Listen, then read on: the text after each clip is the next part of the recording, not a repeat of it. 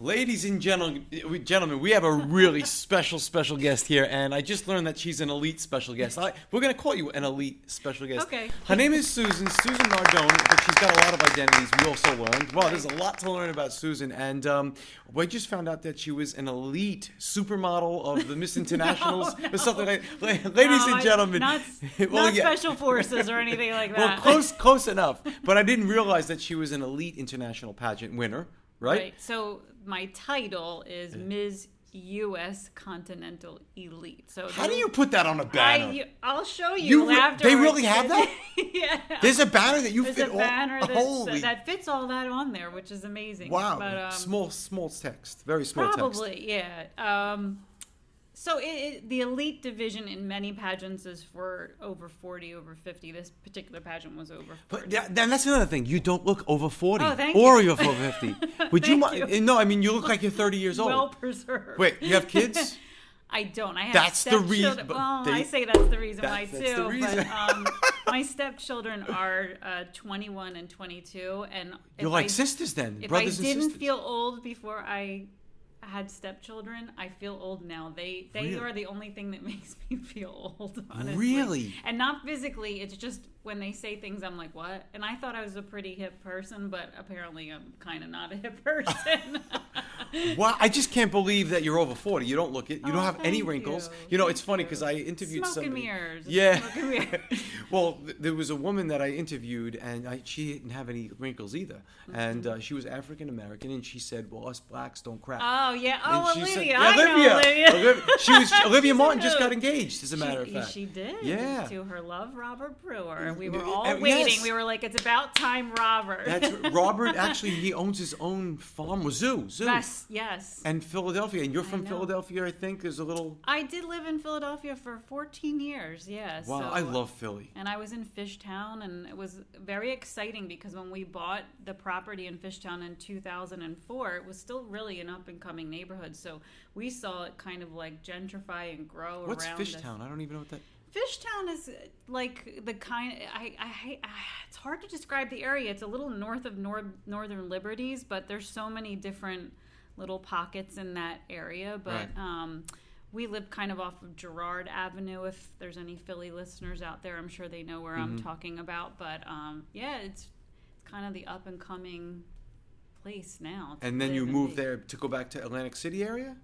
I left there, was living there while I was going to law school. So I went to law school at Widener University in Wilmington. And my husband at the time was a chef, and he was working in restaurants in Philadelphia. So we decided to live there.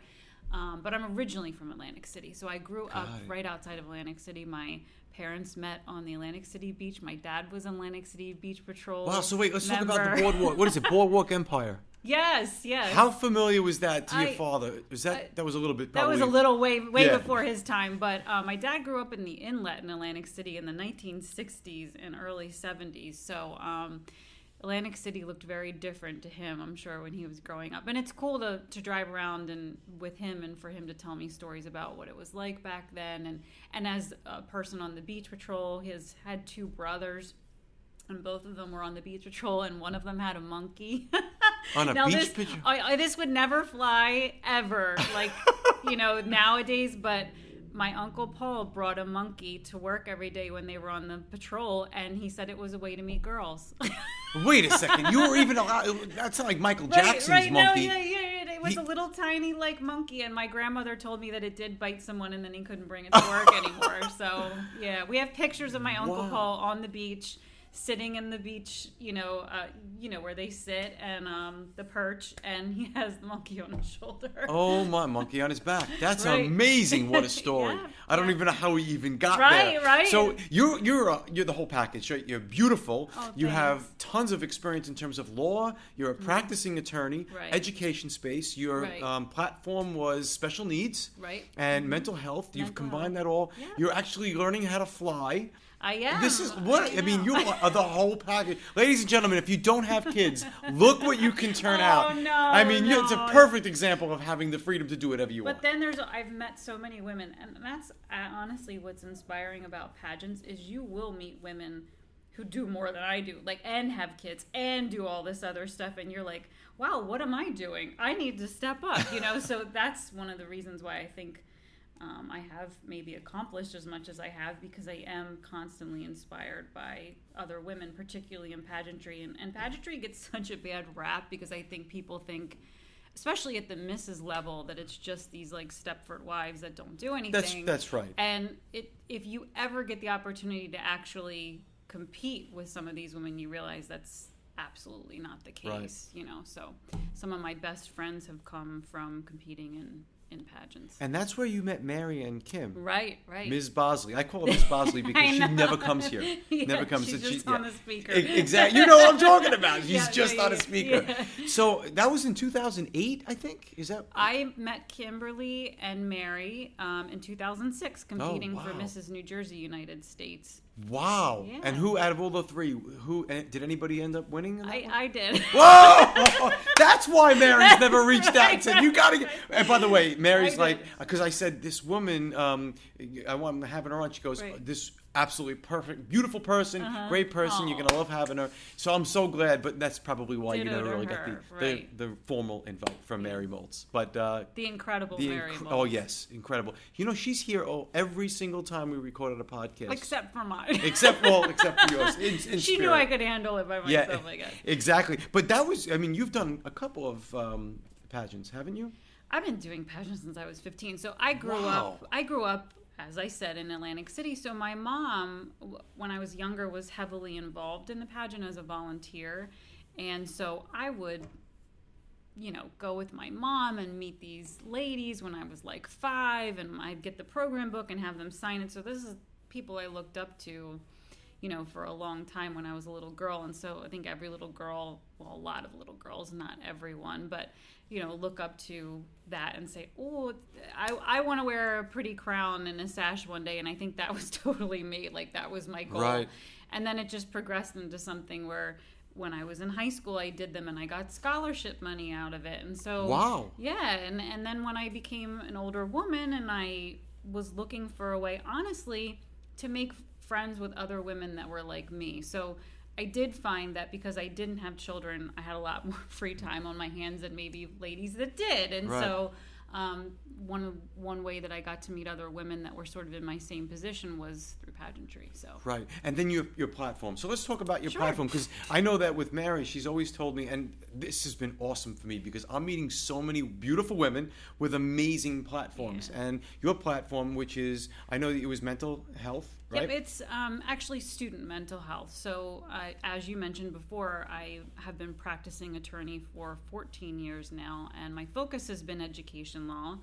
I started out as a deputy attorney general for the state of New Jersey, and my client was the Department of Education. And then 4 years in, I got the offer to be a mediator for special needs students, for cases involving students with special needs.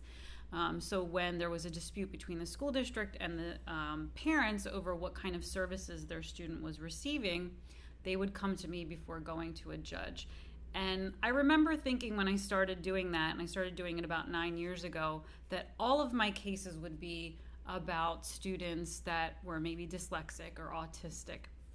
And what I started noticing right away is while that was the case, mental health always came into the frame of that conversation, because so many of these students would have, you know, comorbidities with mental health issues. Right. And a lot of it was from dealing with the stress of their disability, or feeling like they weren't different, or that they had a really hard time in school. And so many cases I'd get to, we were at the point where the child couldn't even handle going to school anymore. I'm trying to understand what you mean. Why would somebody why would almost like sue a school if their child's got mental health or special needs? Well, there is a Individuals with Disabilities in Education Act, which is a federal law, which requires a school district, a public school district, if you're going to public school, to provide a special needs student that has been diagnosed with a disability a free, appropriate public education. Okay. And so there are specialized ways of instruction and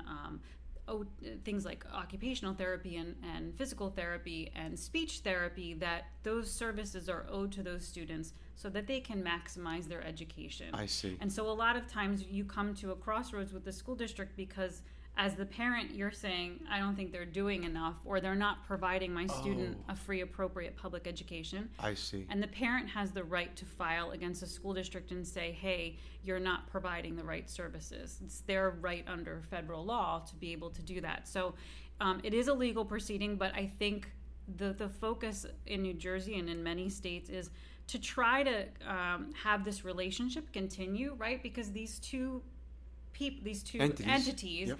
are going to be working with this child for a long time. Yeah.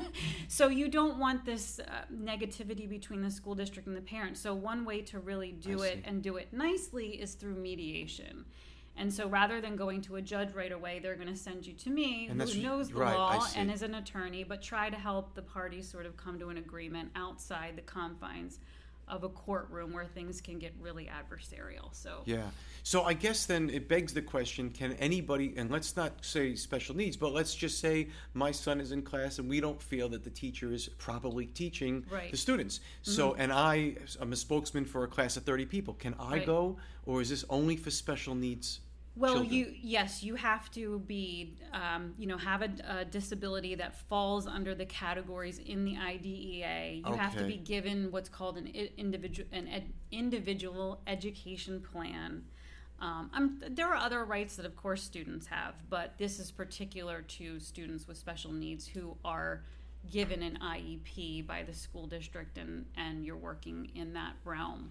Gotcha. And I guess, so for my school with Rock Out Loud, I have a special needs program called Rock Stars Rising. And in order to teach, I send them out for their modules. They have to get certified. So I know exactly what you're talking about. So when you're working with coaches or teachers that are not certified, because everybody says, we take care of special needs. Sure, bring them on over. You really have to have some people. I mean, we're credentialed, absolutely. I should say. Absolutely. And I've met some incredible educators and people that are doing a lot with a little, you know what I mean? And so it's funny because when you're the mediator, you see it from both sides. Right. You see the district who's has limited resources and is trying to service not just this student, but many students, but you also feel empathy for that student and that parent who's just trying to do the best they can also for their children. And so it's about finding that happy medium. It's about thinking outside the box and like, what are some things that we maybe haven't thought about or we can do that is not going to be of great cost or of great resource to the district. Do you know what I mean? So, I do, but I have a question for that. What if you I have coaches that I think are exceptional. So there are exceptional teachers and they're not so exceptional. Right. And then you put them in and they pair with the student. Some of them make a huge difference, some of them don't. Do you ever focus on maybe it's a different teacher would help? Sure. Oh, okay. And that's something that maybe sometimes we would talk about it during mediation is that's not supposed to be really part of it, but to be honest with you, that it does come into the conversation. And there have been times where it's like, well, we know that this particular teacher is just incredible and fits well with this student. So why can't we, just keep them going with this teacher or whatever? And again, that's sort of the out of box thinking solutions that sometimes we get to. So, Now that's the second time you said out of the box. Right. And I don't feel the way school is educating our children today is in the box. It's still in the box. Sure. How come there's no change or deviation from what we were taught 40 years ago? Yeah, change is slow. Change is not I've come to realize working for government that change can be very slow. And honestly, I commend both educators and parents who are out there all the time advocating for change. It takes a lot to get in front of your legislature and have the policies changed and regulations changed, and that takes some time and effort. And so, there are many organizations in New Jersey that, should be credited with a lot of the changes that have taken place, over the last 20, 15, 10 years in regards to special needs students. But the thing I like about mediation is, while we have to follow the law, when I keep saying out-of-the-box solutions, it sort of does allow you to come up with some of those solutions. Could you give us a couple, if you don't mind? Off the top of my head, like the teacher thing sticks out. You know what? Yeah. Let me add to that. Yeah. I'm sorry to cut you off. No, it's Because fine. I'm very passionate about the stuff Right, with special needs. absolutely. When in my school on Staten Island, there was a few children that came. Some had Right. auditory problems. Some never Right. even spoke a language. And I figured out ways to manipulate that. Yeah. I'll give you a perfect example. One child, his name was John, came with headphones on, these big earmuffs, because Right. he was afraid of loud sounds. And his mom said, absolutely not on the drums, but he was always going to the drum set. So his mom left, and we didn't do this, with any other intentions but being Right. a good intention. So we put him behind the drum set, and we gave him the sticks, and we let him understand that depending on how hard he hits those drums, Right. he can control the volume. Right. So after 6 months, the kid ended up playing drums in a band, playing a amazing. show. So a lot of times it's the Yeah. parent, and they're so, Oh, yeah. concerned that they don't really think out of the Absolutely. box as well, right? Absolutely, and you run. That's listen. It comes from both ends. Yeah. I've seen parents that are like, absolutely not. My child will be. Yeah. Whatever. And then I've seen parents that, unfortunately, and I hate to say this, but the protectiveness I know. and the Overprotective. fear Yeah. is holding the Yep. child back, and so you have to have conversations with them, and in the end of the day they are the parent. But sometimes, and I felt like as a mediator too, I was a seed planter, because I had to often plant the seed that maybe the district was telling them, but they look at the district with distrust and mistrust. And I was the outside neutral person, and I was like, I just see. want you to go home and think about this. Right. You know what I mean? Yeah. Like, I don't think they're coming out of left field.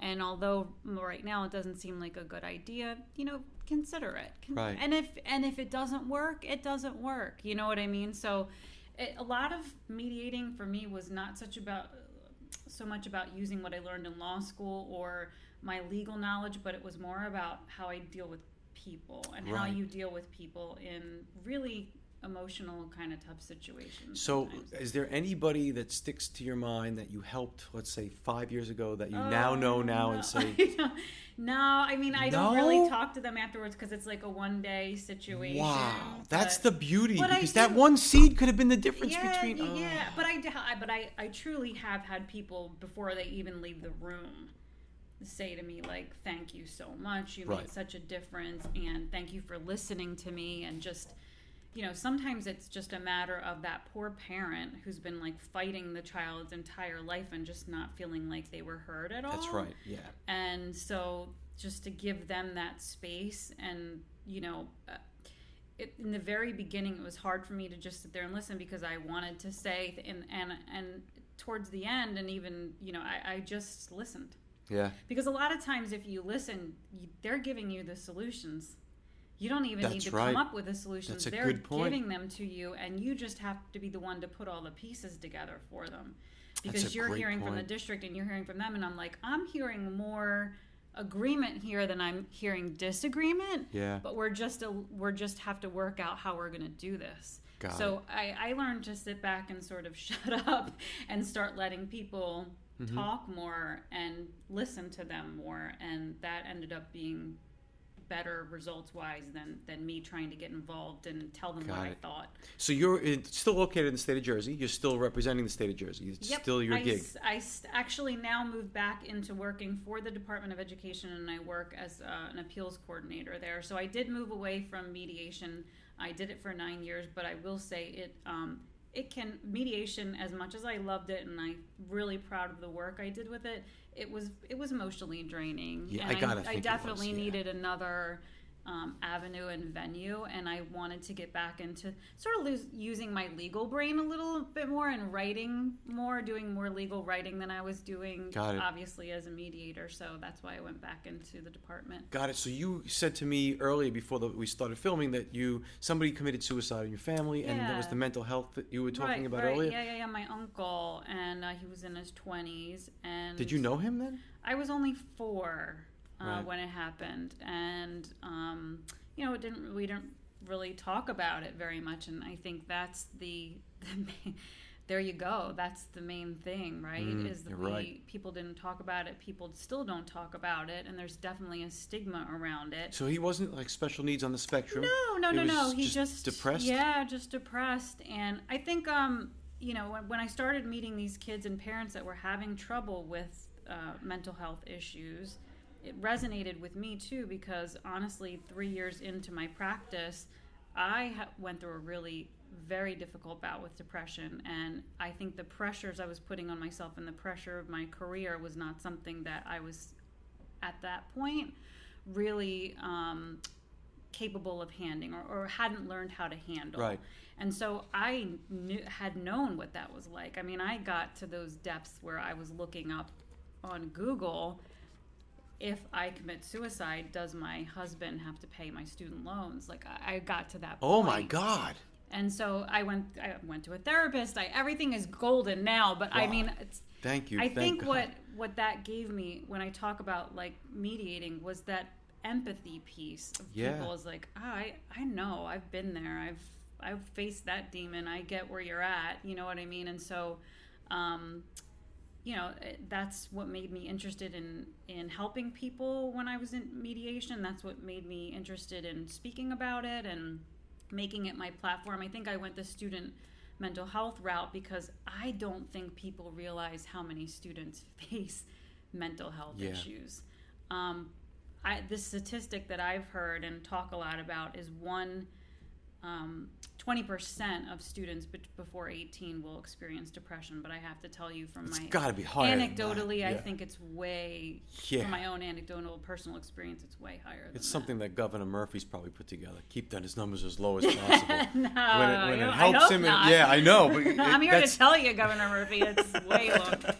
I think he knows, but it's got to be. I know that even my son and his friends, they've gone through that as well. I mean, just something as simple as being bullied, that could put somebody in a spiral. Right. That's one of those things. Right. So what's some of the advice that you would offer parents who are facing, whether it's their teachers in school or whatever it is, that their children go, do they go? To me, it sounds like going to an attorney is the last thing you want to do. Oh, yeah. No, I mean, honestly, you're right. I mean, I think just find as many avenues as you can within the school. Well, do you go to the principal or the counselor? Yeah, it depends. So if you have a student that's what we call, and I hate to put it this way, but general education students, a student that doesn't have an IEP and doesn't have special needs, then I think going to the principal would be appropriate. But, if you're having issues, there's always a case manager when you have an IEP, but sometimes you need to go above the case manager and you need to go to the director of special services or the director of student services at your school district and say, hey, listen, I've tried to rectify this situation. I want to do it in a non-adversarial way. I don't want to have to file for due process, which is what we call the beginning of the initialization of the legal procedure. But I would love to be able to talk to you and avoid that and see what we can do. But if you have to, and I've talked to parents too, I'm like, if you have to, you have to. Right. I mean, you have to do what you have to do for your kid. So you're representing the state. I'm neutral. I'm the mediator. I work for the state, but I would go as a neutral party. So I'm not affiliated with either the parent. So they can't hire you, in other words. No, they can't. They can't hire me. Wasn't there a time that you were practicing that they could? But not doing that anymore. Gotcha. So I give away advice for free. So I would have to go and find an attorney as a parent, and then you get into that's a process in itself. Yeah. At that time, but a lot of parents do it on their own. So they view that first step as mediation as something that, because they are going to have a neutral party there, they can do on their own. Sense. And they would ask me if mediation didn't work out, do you think I need an attorney? And my answer would be the same always. It is your personal preference. Mm-hmm. You are going to have to go in front of a judge now, and if you don't think that you can do it yourself, a lot of parents are, you would be surprised, super well versed in the law. I mean, they come in and they have been, they know it inside and out, and they have binders of the child's IEPs and all of the services that they were given, and they're on the money. I've seen some parents that are better prepared than some attorneys. But you know what? Let's just put that in perspective. If you're focused so much on this is the problem, all you're going to see is the problem. Yeah, no, and that's sometimes the conversation that you do have to have. Exactly right, exactly right. So let's just get past this a little bit, because I found something very, very interesting about you is your pilot's license. Yeah. I'd love to hear about that. So What makes you just want to fly? Is it because you're just tired of taking the flight yourself and I'm doing it? No. So I told before we started the podcast, I told you I lived a lot of lives. I feel like I have. After college, I moved to Japan and I taught English in Japan for a year. Second language. Wow. And I came home after having an incredible year, and I traveled around Europe a little bit afterwards. And I came home and I said to my mom, I was 22, and I said, I'm not ready for real life yet. Like, I really want to go and travel more. And my mom said, well, if you're going to do it, honey, you better get paid for it. You might as well go be a flight attendant. Wow. And I said, you know what? That's a good idea. Is that what you did? I did. I was a flight attendant for United for 2 years in 99 and 2000. And I loved it. I flew out of Newark, and this was pre 9/11, so I have to tell you, it was kind of a different world when you were a flight attendant. Like, we would get calls all the time from the cockpit, and they'd be like, "Come up and look at this," and you'd be looking at like the Grand Canyon or Crater Lake or the Northern Lights or whatever. It's totally different now. I don't think you can just waltz into the cockpit anymore. But I always remembered that, and I always thought that was so cool. It is cool. And part of our experience as a flight attendant when you were training was you had to sit in the cockpit for an entire flight to see what they were doing and to see the critical phases of flight, which essentially are takeoff and landing.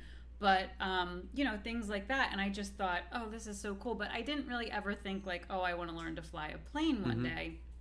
And then, just as my life progressed and I left the airlines and I started law school and all this stuff, I am just the kind of person that always just likes to challenge myself. I like a thrill. Type A. You're a type A. I'm a type A. I like to ski, black diamond. Wow. Ski, I'm a thrill seeker, definitely. I won't jump out of a plane like Mary Moulds, but I just wanted to try it. So I decided in January 2019 I'm going to take the ground school course and I'm going to start trying to learn how to fly an How close airplane. are you to getting your pilot's license? Well, how many hours do you have so far? I have like 70, and I'm pretty close to finishing up my solo work and, taking my FAA check ride. So just curious, you get Cessnas, you just go up in a Cessna, Yep. you with the pilot who's working with you? Yep.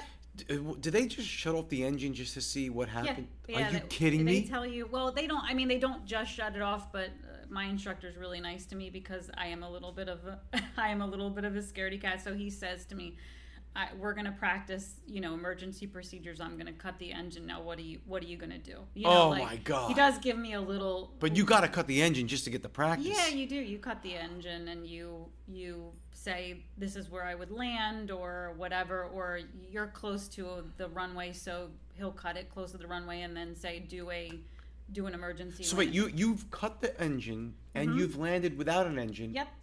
Yeah, you have to be able to do that. You have to be able to learn how to land without an engine. And what happens if there's no place to land? That's the Mary Moulds jump out of the plane. That's when you get your parachute. No, but I've had this conversation with my parents and my husband because they both are not thrilled that I am learning how to fly an airplane, especially when I have to go up by myself. And I've said to them, as long as I have a field or a safe place to land the plane, I will be okay. The problem is when you're in an urban area or an over area, water. Well, you can even try to land in water. I mean, it's tough, but you're probably going to break apart your plane, but you still might have a chance to live. And you can't practice that, right? No, you can't really practice that. But, you practice landing in a field. So you do grass landings to practice landing in a field. Wow. Mm-hmm. And I've done that with my instructor. So, and I watch videos. Like, YouTube is amazing. There was just a guy he was a student pilot too, so obviously is just as much training as I've had, Right. And has lost his engine and made an emergency landing in a field, and I watched it to see how he reacted. So wait, what he did. filmed it? He knew he was in an emergency? A lot of people film their flights. Like, I filmed my first solo flight. Is that right? Because the advent of the GoPro, you can just mount it on That's the right. top of the thing. So a lot of people do it now. Right. And he was just happened to be filming the day that his lost engine power. And Did he panic on the video? He did a little bit. You can tell he panicked, but he immediately went into I'm gonna land the plane literally. mood. Yeah. Like there's certain things you have to do. So what you're trained to do, so it's muscle memory, is you have best glide speed. So every plane has a best glide speed. So if your engine cuts out, or even when you're in your landing configuration to come in for a landing, you're supposed to be at your best glide speed, which for a Cessna is like 65, 70. So that's what you're trying to get your plane to the pitch of best glide so that you can go as far as you possibly can without engine. And a lot of times when you're coming in for a landing, when you're like 900, 800 feet up, and you see that you're lined up for the runway, you're cutting your engine completely anyway. I see. You're coming in without... And you're just gliding in. Yeah. Wow. Mm-hmm. Yep. So is your goal to fly a 747? No. And that's a whole different pilot license? Yeah, I'd have to get a commercial license. I'd have to get an instrument. This is just for me. I just want to putz around and take my friends up and go, oh, look at that. And well, you can fly I mean? like to Atlantic City or wherever you... Yeah. Wow. Is your goal to even have your own plane, like your own Cessna? What does a Cessna cost if you were to throw a number out? I don't even know. I don't want my own plane. I don't want the... Honestly, I think I'll just be a renter. Like, I don't want the expense and the kind of headache, like having a pool, right? Like, I don't want the expense and the headache of finding a hangar and the maintenance. I'd rather have somebody maintain the plane for me and just know I can go rent it for a couple hours and... Got it. Be good. So you could take it out. Like I know that my friend in Brooklyn, he used to do. I think it was Floyd Bennett Field. He used to go out of there. He used to call up the flights over in Atlantic City, and he said, "I'm going to be flying in," and they would think he was a high roller. So in Atlantic City, all of those hotels would send out limousines. Oh, they would comp him all of the hotel. Well, I gotta try that. Yeah, just say, "Listen, I'm landing." I don't know if they do that anymore. Atlantic City's gotten a little stingy lately. It really has. It really has. But you've got some amazing stories. So first I want to honor you. By the way, you're stunningly beautiful. Oh, thank you so much. And the Miss Nardone that you see online is not the same Miss Nardone. We were talking about that later. But so yeah, you are you're brilliant. You have an incredible career. You have great stories as well. A great platform that you ran on. So it's like you're the whole package. So I wanted to honor you for that and doing things, especially for parents that need to have a mediator and somebody to just, like you said, an ear to listen. Yeah. And just a shoulder to lean on. And I'm sure you've probably been that shoulder to a lot of people. I've tried. That's been my goal. So. Yeah. So I always finish up these podcasts, and you are humble enough to say you haven't seen a single one of them. So I will give you the last question of the night, which I'm glad you don't know. And the last question is not so much a question, but a statement. And growing up in Brooklyn, I saw my first Mustang with my dad at 17 years old, Coney Island Avenue in Brooklyn. And I said, "Dad, look at that car. What is it?" He said, "Oh, that's a Mustang." And from that day on, I was hooked. 17. So when I was 18, my first car was a Mustang. I had 6 or 7 growing up. All the old classic 67, 66. Oh, amazing. So I remember probably about 12 to 13 years ago, I had just got a 66, restored it, and it was pulled into the garage, a red convertible GT. Pulled it into the garage, and I said, "Dad, I love this car." And as the garage was closing, he said, "Mike, one day, everything that you own will be owned by somebody else. The car, the house, what you're wearing." He said, "What are you in it for? What are you here for?"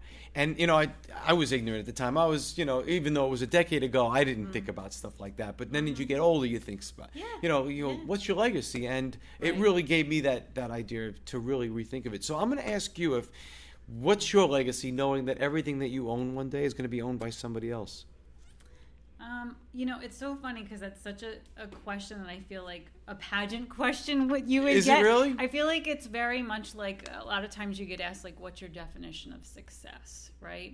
What is your definition? And for me, it's never been about money. I'm not a money person. I think my definition of success has always been, of course, for me to be comfortable enough that I can live and that I have money to have experiences to do things that I want to do. But truly, as I've gotten older, what I've realized is really the definition of success is, have you put yourself in a position that allows you to help somebody else live the life that they want to live too? Because I feel so blessed that I've been able to live the life that I want to live. Right. And so I know how happy that makes me. And so I just want to do that for somebody else. And that, to me, that's what hopefully my legacy will be, is that in my practice of law, or even just hopefully inspiring someone else to do something that they never thought they could do. I have a friend that I actually met through pageantry who says she was terribly afraid of heights, but now is with my instructor learning to be a pilot too. Wow. Because she was like so interested that I was doing it. And I said, Nikki, come, I'll go with you for your first lesson. If you hate it, you hate it. But like, she ended up loving it. And now she's, Wow. going for a pilot's license also. So that's just what I want to do. It's, when you have a full, happy life, you want other people to have That's it right. too. That's right. So you have gone through depression. So people who are watching this, to hear that you have a full, happy life, that's a complete 180, right? Yeah. What would be the one thing that you would attribute that to? If it was one thing, was it the person that you spoke to, the therapist, or was it a life-changing circumstance? It was a couple things. I think the demands of the position that I were in, I knew it was not for me. And I think it was, I think sometimes, yes, there are people that suffer from depression because they might have, it might be chemical, it might be something that they need drugs for, and might be on drugs for the rest of their life, and I understand that. But for many people, I personally feel like, and it was for me, depression is a wake-up call. There's something in your life that doesn't fit with what works best for you. That's a great way to what I mean? Categorize that, maybe. But if you don't work through it and figure out what that is, and then do the work to change, you're going to live in that depression. Yeah. And so... that's a really great way to look at it. Yeah. I do, like I said, I don't like to blanket that, because I do think there are a lot of people that suffer from mental illness that's not the case. I see. But I think for other people, and I include myself in that group, getting to that point was a wake-up call and saying, whoa, I need to make a change in my Sounds career. like life happens for you and not to you. Mm-hmm. That's a great way to put it. Wow. Absolutely. Ladies and gentlemen, the Miss Susan Nardone, the most beautiful Susan Nardone. Thank you